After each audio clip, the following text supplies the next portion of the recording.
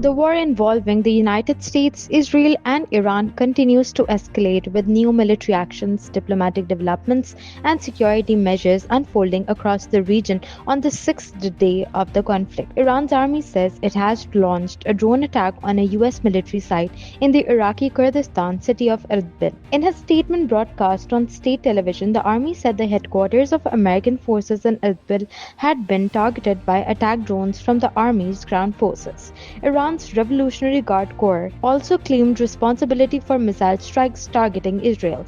According to a statement carried by the Tasnim news agency, heavy Khorramshahr 4 missiles carrying 1-ton warheads were launched at dawn toward Tel Aviv, including Ben Gurion Airport and an Israeli Air Force base located there. Meanwhile, Israel's military campaign against Iran is entering what sources describe as a second phase. Two sources familiar with the operation told Reuters that Israeli fighter jets will begin targeting ballistic missile sites buried deep underground. These include bunkers used to store missiles and related equipment. One of the sources said Israel aims to neutralize Iran's ability to launch aerial attacks by the end of the war, while also focusing on the country's leadership. The conflict is also affecting neighboring countries. In Lebanon, residents of Beirut's southern suburbs fled their homes after the Israeli army issued an evacuation warning for an area home to hundreds of thousands of people. Journalists reported massive traffic jams forming on the outskirts of the district as people attempted to leave. In the Gulf, some Western diplomats in Saudi Arabia's capital Riyadh have been instructed to shelter in place. Diplomatics said the order came as Iran continued a retaliatory campaign that has targeted U.S. embassies in the Gulf. Witnesses said the diplomatic quarter in Riyadh had also been closed. Air defense systems across the region are also on high alert. The United Arab Emirates Ministry of Defense said its air defenses detected 7 ballistic missiles and 131 drones. According to the ministry, 6 of the missiles were intercepted and destroyed while 1 fell within the country's territory. Of the drones detected, 125 were intercepted and 6 landed inside the UAE. Elsewhere, NATO Secretary General Mark Rutte said the alliance does not plan to trigger its Article 5 mutual defense clause after a ballistic missile heading toward Turkey was shot down by NATO air defenses. Rutte described the incident as serious but said there was no discussion of invoking the collective defense mechanism. Tensions have also emerged in the Caucasus. Azerbaijan's President Ilham Aliyev said 4 people were wounded in drone attacks on an airport and near a school, which he blamed on Iran. Aliyev called the incident a terrorist act and said the Azerbaijani military had been instructed to prepare retaliatory measures and had been placed on mobilization level 1. Iran's armed forces denied launching a drone toward Azerbaijan.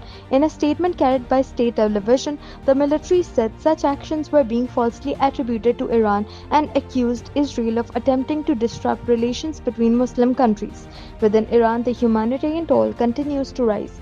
Iran's state-run Foundation of Martyrs and Veterans Affairs said the death toll from US and Israeli strikes has reached 1,230 as of March 5th. Reports also indicate damage to civilian infrastructure. According to Al Jazeera, 2 schools in Paran, southwest of Tehran, were struck by a US-Israeli missile attack. There are also conflicting claims about aerial combat. Iran's Revolutionary Guard Corps said it shot down a US F-15E strike fighter near the country's southwest borders. However, the United States military rejected the claim. US Central Command said reports circulating on social media about a US fighter jet crash in Iran were baseless and not true. Security incidents have also affected energy operations. Foreign staff working for British oil company BP have been evacuated from Iraq's Rumaila oil field after 2 unidentified drones landed inside the field. Diplomatic missions are taking precautions as the conflict intensifies.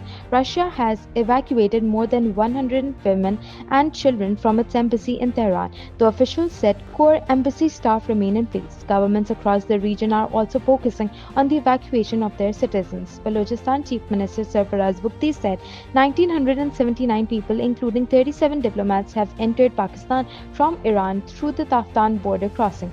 He said the authorities are providing facilities and assistance to those arriving.